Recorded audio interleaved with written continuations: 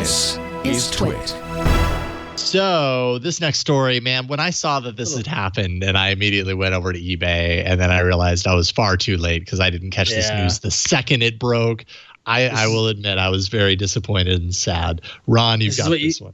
Yeah, this is what you get for going on vacation, Jason. This is what happens. You can't disconnect. But yeah, so we got a little Android history here. I think the next two stories could categorize by that. But for those of you who are longtime Android fans, do you remember the Sooner device? Yeah, I wonder if you do. The Sooner was I know Andrew does. It was Google's internally developed first version of the Android phone ever, and a bunch of these appeared on eBay for sale. Historically, for those who don't know, ultimately this was kept from release in favor of the HTC Dream for the launch, what we affectionately known as the G1, my first Android phone. And we always do the phone specs, so I want to share the specs for this phone so everyone's aware of what's in it. It has a TI OMAP 850, nice little Texas Instruments processor going on in there, 64 megabyte of RAM. It's got a 320 by 240 display. I hope you're sitting down. A 1.3 megapixel camera. It had more than one megapixel. It had a 960 milliamp battery, 960, and it supported 2G mobile connectivity. And the phone had no touchscreen. It used a navigational rocker kind of in the middle of it, and it had no Wi-Fi support. It also has a physical keyboard, which was all the rage back then, thanks to BlackBerry. So if you were fast on the trigger finger and got onto eBay, you could have gotten one of these for $200. And actually, Andrew, back in like 5 years ago, you got to play with one of these as part of your guys' history series, right? Yeah, I actually got to go over. This is back when I was living in Seattle, and I got to go over to the T-Mobile offices, and they had several of them. I won't say how many. They had a lot of them because they were, they eventually launched with the G1, and so they were really tight with Google at the start, and they just had these things kicking around because they're really cool, and it just blows you away to put this thing looks ancient even next to a G1, which ended up being the launch device.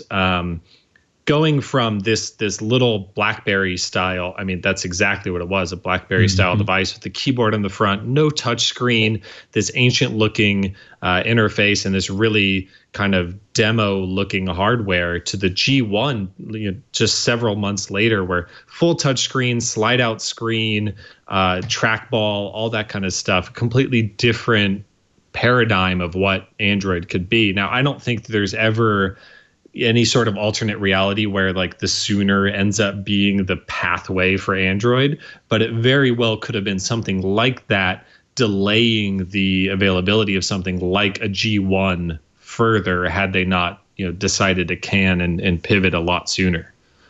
So I'm curious though, because does it say can you go back to the eBay listing there, Victor, for those who are watching? Does it say where it's being sold from? So San Francisco. So San Francisco. Yeah. I was gonna say what are the which is makes sense. It was probably from an ex-Googler. I was gonna say, what are the odds that that these phones are coming from that T-Mobile cache in Seattle?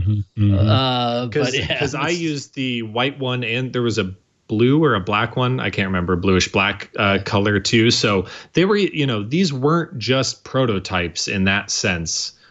These were like, we're going to try to make a device like this. And it was a very simple interface, with the, highlight the icon as you click around on the D-pad kind of thing. And, dedicated call and end keys. It's just like, it seemed very, very old school. But like this thing was developed in 2008. It's not that old. Like the iPhone had already come out. That's crazy. Ryan Hager I was just gonna say, if we want to see it in action, right? Yeah, Ryan Hager at Android Police was quick on the trigger finger, so was able to buy it. Just got it delivered today, and so you can go to his Twitter feed. And you can even see in one video he peels the screen protector off of the display. So I mean, this sucker is like brand new, kind of thumbs around with little bit of they were ready to go with this thing. Yeah, that's awesome. I'm so sad that I missed the opportunity to get this. I would love to have this in my Android kind of history corner of my office, but yeah, thank you. That's deserved. It's so funny. I mean, like, and you mentioned that it was the, I mean, the G1 or the HTC Dream came out in 2008, but they were, yes, this Google, was 2007. Yeah. Sorry. Yeah, this is at least, I mean, at latest 2007, but, they were, Google bought Android, in 06, 05 or whatever. So there was a couple of years of them doing this kind of development. And it's interesting to see I'd be curious, when if someone writes the book on the history of Android and all that sort of stuff, the decision to go from, okay, let's make a BlackBerry killer to, oh crap, what is Apple doing? Let's compete with the iPhone, because that seems to be the real pivot point, right? And then you move to the HTC Dream with its, with the touchscreen, but still had the slide out physical keyboard. I love that phone. That phone was great. It was like such an interesting. Is this the point where we thank Apple for bringing the iPhone? Possibly. Because it helped kick Android into gear and make Android as good as it could be? Possibly.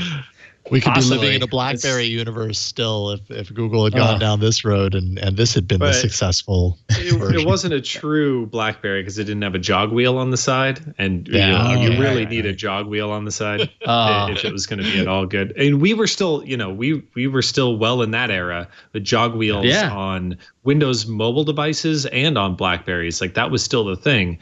And I think the one thing that the extra thing you can give Google credit for on top of, yes, like Apple spurred that development, the real quick switch to touch, but you can give Google some credit for sticking with the hardware keyboard thing, doing things differently still, like that use of the little Z hinge on the inside for the slide up, very sidekicky, like that was still a novel new thing. It would have been a lot simpler to not have that keyboard and just make a slab device. It was just like a G1 closed.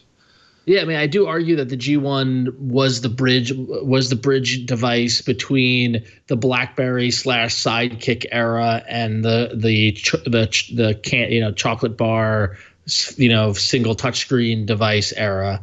It definitely bridged the gap between the two. And it's funny because right here on this show 10 years ago, Jason, I remember, stomping my feet and going, I don't want a phone without a physical keyboard, and like, and praising the G1, and when the Nexus 1 came out, just like not understanding why they got rid of the physical keyboard and what is this trackball all about. And it's just amazing to see how in such a short period of time, in the span of 2 years, we really ended up with a form factor that is stuck to today. That up until a year or two ago, with the emergence of foldable phones, really stuck for a long time with just the flat. We used to call them China phones. Like the rectangle all display. And sure, there are variations on whether it was titanium and metal from HTC or glass backs, and then we had the Samsung Edge, and you have little micro kind of evolutions, but still at the end of the day, it was just a black rectangle. So it's interesting to see how that form factor stuck for nearly a decade.